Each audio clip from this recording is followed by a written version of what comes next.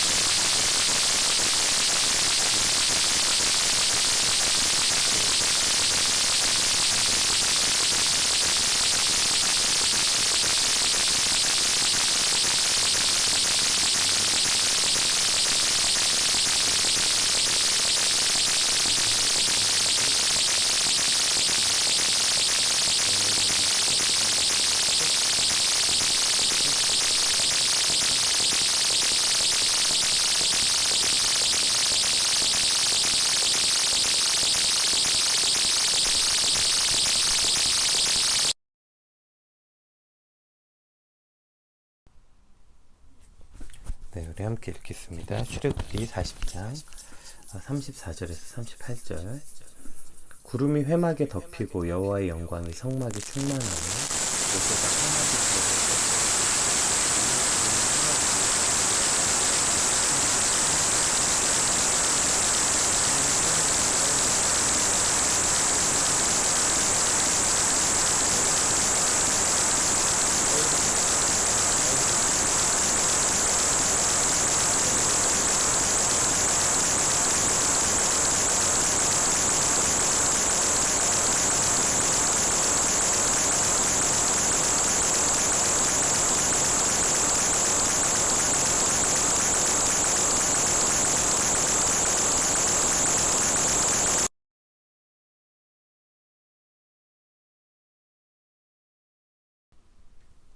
네, 아마 마이크가 조금 접촉 불량이 있는 것 같습니다. 네, 죄송합니다. 네, 제가 마이크를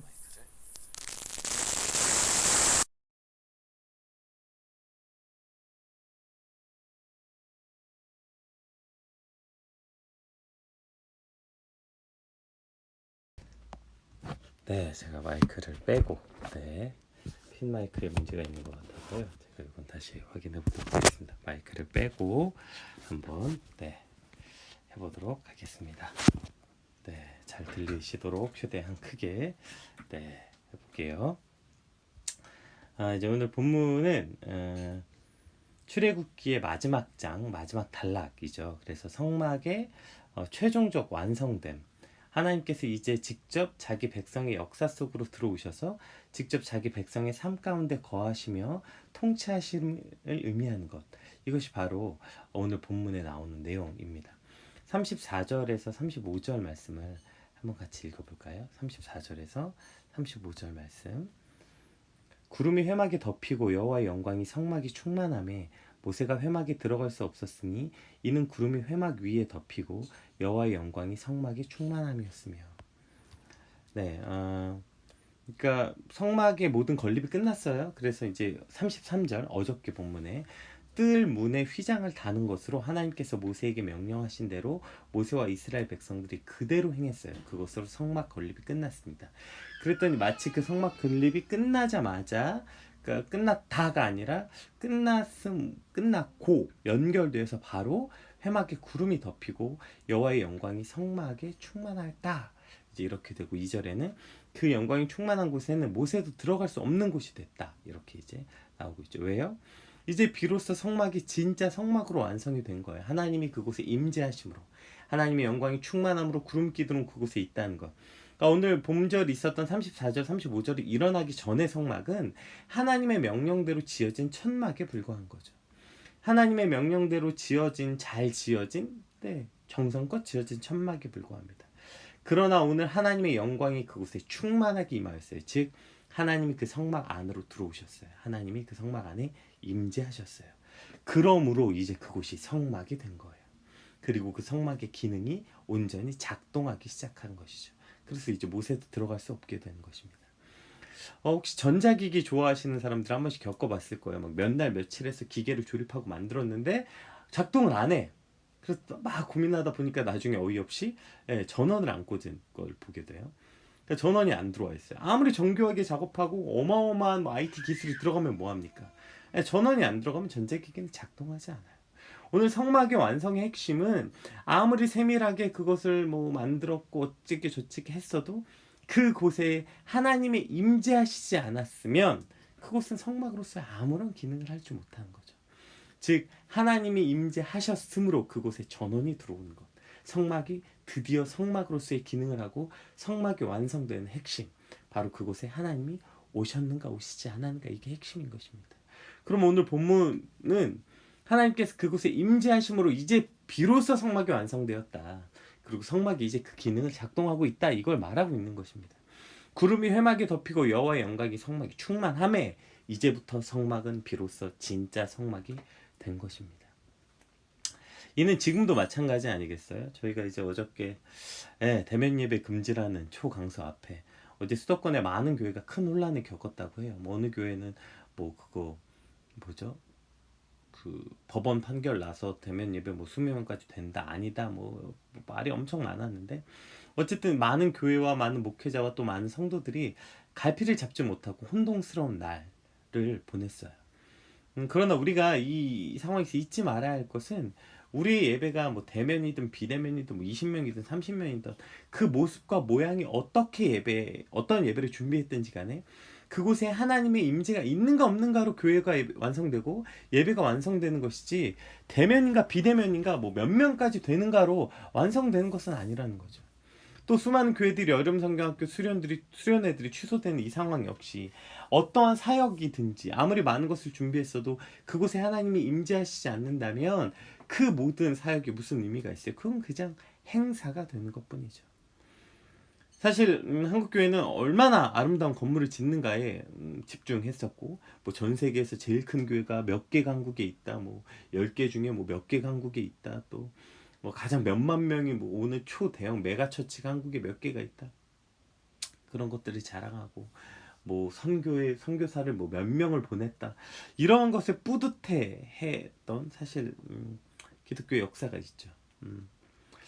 그럼에도 불구하고 전 세계 제일 큰 교회가 한국에 몇 개나 있고 또 그렇게 수많은 성도가 있고 그렇게 선교사를 수많은 나라에 파견했고 그랬는데 하나님은 계시지 않는 교회, 하나님의 임재는 사라진 교회와 기독교가 된 것은 아닌가. 이 혼란스러운 상황을 통해서 교회의 본질과 예배의 본질, 사역의 본질을 돌아보는 시간이 돼야 하는 것 같습니다. 성막은 하나님의 임재하심으로 완성이 되었고 그때서야 비로소 제 기능을 한 것입니다. 아무리 많은 사람들이 모였고 몇 날 며칠을 준비했고 어쨌고 했어도 그곳이 하나님이 임재하시는 곳인가? 그것이 하나님이 임재하시는 예배인가? 그것을 위해 준비되었는가? 이 가장 기본적인 질문에서부터 우리는 다시 모든 것들을 돌아봐야 하는 시기인 것 같습니다. 하나님이 임재하시는 곳, 하나님이 임재하시는 예배, 그것을 위해서 존재한 교회인가? 그것을 준비하기 위한 사역인가? 이것에서부터 우리는 다시 돌아봐야 하는 것이죠. 하나님의 영광이 가득한 교회, 하나님의 임재가 있는 예배, 이것이 바로 교회이고 예배인 것입니다. 이 말은 교회는 이것을 위해 존재하고 예배는 여기서부터 출발해야 된다는 것, 그래야 온전한 기능을 하게 된다는 것을 우리는 잊지 않아야 되죠. 하나님이 임재하시지 않는 성막은 그냥 큰 천막일 뿐입니다. 성막의 목적은, 성막의 완성은 하나님의 임재가 있냐 없냐, 하나님이 임재하시기 위해서 성막은 처음부터 지어진 것이고 성막의 완성은 하나님의 영광이 그것에 덮여 임재하심이 증명될 때 그때 성막은 완성된 것이죠. 우리 교회, 또 우리 공동체, 우리 가정, 개인의 삶에도 이와 같은 하나님의 임재하심이 있을 때 비로소 완전해지고 온전해진다는 것을 기억하고 그것을 위해 오늘도 애쓰고 노력하는 저와 여러분의 삶이 되시길 주님으로 축복합니다. 내가 오늘 어느 지향점을 놓고 갈 것인가? 대면 예배가 되기 위해 노력할 것인가? 한 명이라도 더 많은 사람들이 모여서 예배하기 위해서 노력할 것인가? 어떻게든 이 수련회가 진행되도록 노력할 것인가가 아니라 어떻게 하면 하나님이 임재하시는 교회가 될 것인가? 어떻게 하면 하나님이 임재하신 예배가 될 것인가? 그 모든 출발점이 여기 있고 여기서 고민되어지는 오늘 우리의 교회와 공동체 또 가정도 마찬가지 우리 개인의 삶도 마찬가지죠. 여기서부터 다시 출발하는 저 여러분 되길 소망합니다. 우리 36절에서 38절 한번 읽어볼까요? 구름이 성막 위에 떠오를 때에는 이스라엘 자손이 모든 행진하는 길에서 앞으로 나아갔고 구름이 떠오르지 않을 때에는 떠오르는 날까지 나아가지 아니하였으며 낮에는 여호와의 구름이 성막 위에 있고 밤에는 불이 그 구름 가운데 있음을 이스라엘의 온 족속이 그 모든 행진하는 길에서 그들의 눈으로 보았더라. 지금 이 36절 38절에는 우리가 잘 아는 하나님의 구름 기둥과 불 기둥으로 이스라엘과 그 광야의 시간들을 동행하셨다. 이것을 지금 말씀하고 있어요. 우리가 이 흔히 구름 기둥, 불 기둥 하면 제일 먼저 떠오르는 게 뭘까요? 하나님의 보호하심인 것 같아요. 광야라는 말은 사막이라는 말이잖아요. 상상만 해도 너무 덥죠. 너무 그냥 더운 정도가 아니라 공포스러운 더위죠. 아마 하루도 버티지 못하고 좀 일사병으로 다 쓰러질 수밖에 없을 거예요. 하물며 어린아이부터 노인들, 가축들까지 그 대민족이 광야를 지나야 되는데, 사막을 건너야 되는데 어디서 쉼을 얻겠어요? 조그만 나무 그늘이 있다 한들 도대체 거기서 누가 몇 명이나 쉴 수 있겠어요? 어떻게 그 대민족이 그곳에서 쉴 수 있겠습니까? 그럼 뭐 밤이 되면 밤에만 이동을 해야 될까요? 그런데 하나님께서는 그런 이스라엘 백성에게 낮에는 구름 기둥으로 그들을 가리워 주시고 또 일교차가 어마어마하게 심했던 밤에는 불 기둥으로 그들의 추위를 지켜주시고 혹시 밤에 이동해야 될 때는 그 불 기둥이 또 어둠을 밝혀줬던 거죠. 이처럼 하나님이 나와 동행하신다는 의미는 제일 처음으로 이렇게 이해가 되는 것 같아요. 하나님이 나를 보호하시고 인도하신다. 내 모습 이대로 사랑하시네. 이 찬양의 이제 후렴이죠. 주의 날개 아래 거하는 것, 주의 임재 안에 거하는 것.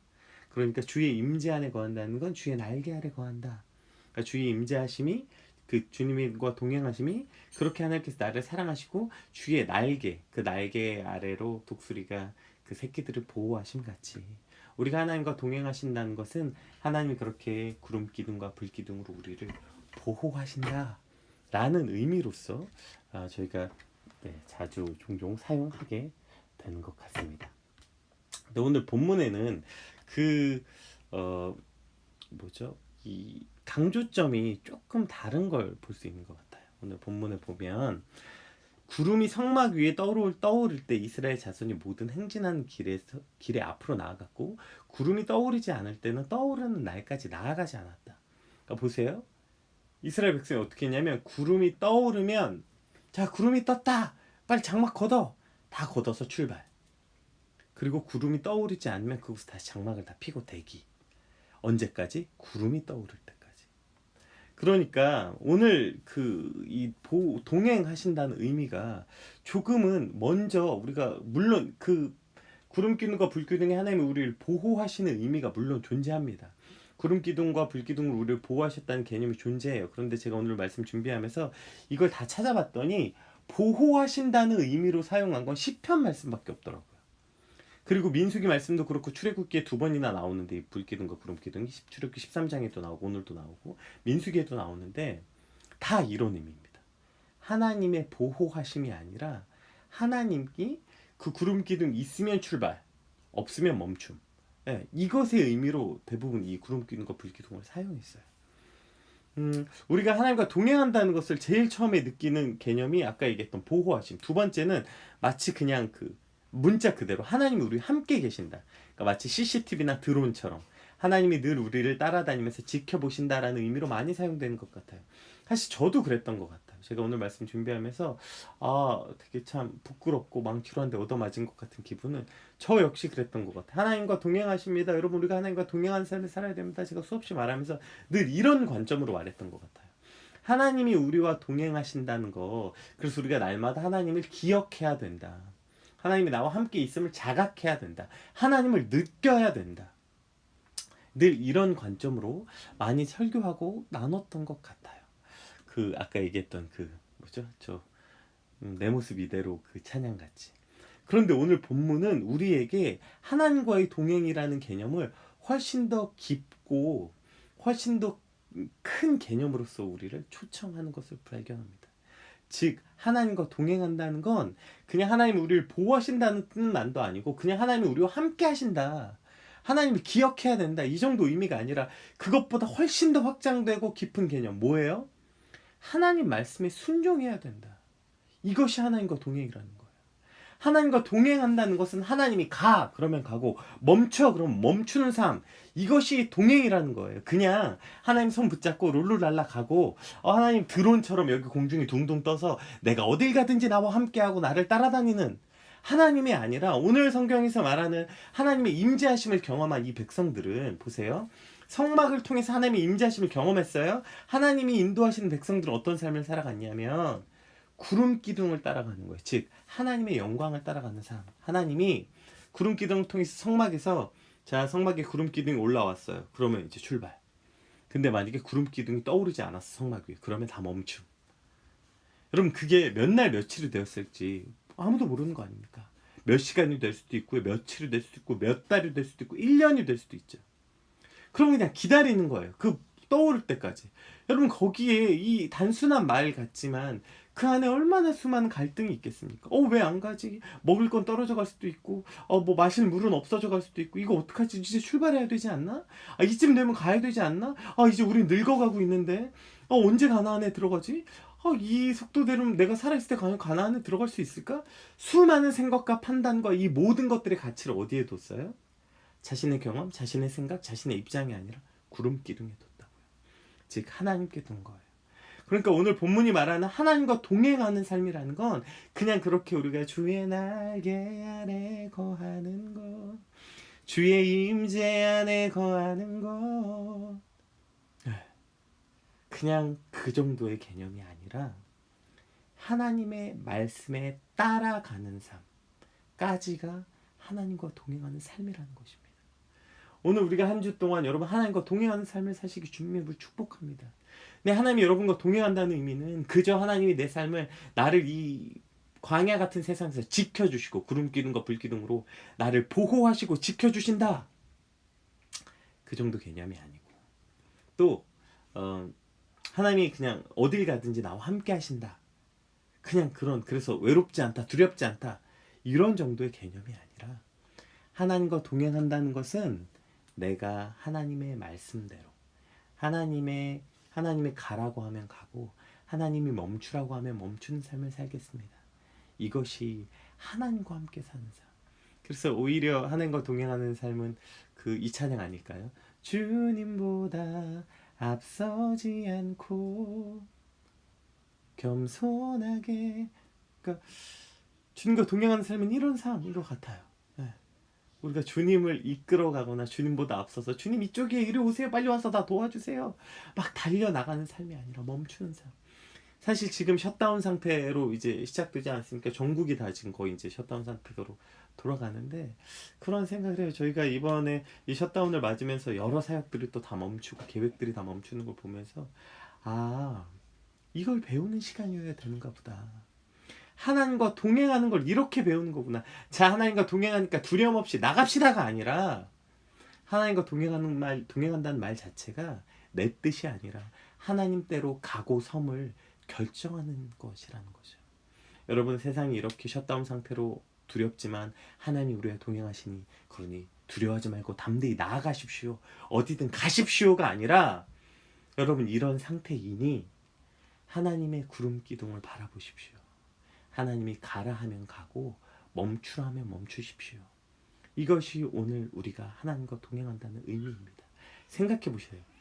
그럼 이 백성들은 날마다 아침에 눈 뜨자마자 뭘 했을까요? 다들 성막 위만 쳐다보지 않았겠습니까? 날씨 검색하고 오늘 확진자가 몇 명인지 검색하고 오늘 상태가 어떤지 검색하는 게 아니라 제일 먼저 이들은 뭐부터 검색해요? 눈 뜨자마자 제일 뭐부터 확인해요? 성막만 쳐다보는 거예요. 성막에 오늘 구름이 떴나 안 떴나, 하나님이 오늘 가라고 하시나 안 가라고 하시나, 하나님이 성막 안에 오늘 계신가 안 계신가, 이거 보는 거예요. 계속 성막 떴다 성막 위에 구름 떴다, 하나님 이곳에 이제 가라고 하신다. 자 그럼 빨리 접어. 상상해보세요. 그 대민족이 그 구름 하나에 일사불란하게 성막을 접었다가 폈다가. 이것이 하나님과 동행하는 하나님의 백성들의 삶의 모습이라는 것입니다. 우리가 무엇을 계획했든지 우리가 뭘 생각했든지 하나님과 동행하신다는 건 하나님이 동행하시니까 네 마음껏 해봐가 아니라 그 동행하신다는 것 안에는 하나님이 가라고 하시면 가고 멈추라 하면 멈춘다는 것. 이것이 바로 하나님과 동행하는 삶이라는 것을 우리가 오늘 반드시 기억해야 되는 것입니다. 낮에는 여호와의 구름이 성막 위에 있고 밤에는 불이 그 구름 가운데 있음을 이스라엘 온 족속이 행진하는 길에서 그들의 눈으로 보았더라. 모든 이스라엘 민족이 다 알고 다 깨닫고 그대로 행했다는 것입니다. 오늘 그 여호와의 구름이 성막에 떠오르면 출발하고 그 구름이 거치면 멈추는 삶, 이것이 하나님과 동행하는 삶이라는 것이 기억되고, 이것이 단순히 나 혼자에게만 일어나는 일이 아니라 오늘 여러분이 속한 가정에도 있어요. 함께 멈추고 함께 가지 않겠습니까? 또 여러분이 속한 공동체예요. 그렇게 함께 멈추고 함께 가는, 즉 하나님보다 앞서지 않고 하나님의 뜻에 따라 동행하는 것. 그러니까 여기서 동행한다는 의미가 훨씬 더 깊고 넓은 의미라는 것, 우리가 오늘 기억하고, 주님, 저 오늘 하나님과 동행하는 삶을 살게 해주세요. 간절히 기도하는 저와 여러분 되시길 주님으로 축복합니다. 주님보다 앞서지 않고 주님의 뜻에 따라 살아간다는 것이 곧 동행한다는 것의 의미, 더 깊은 의미인 것을 깨닫사오니 주님, 나를 보호하신 분 아니라 주의 뜻에 따라 가고 섬이 결정되는 오늘 주님과 동행하는 저 여러분의 삶이 되시길 주님으로 축복합니다. 우리 받은 말씀 놓고 함께 같이 기도하겠습니다. 기도합시다.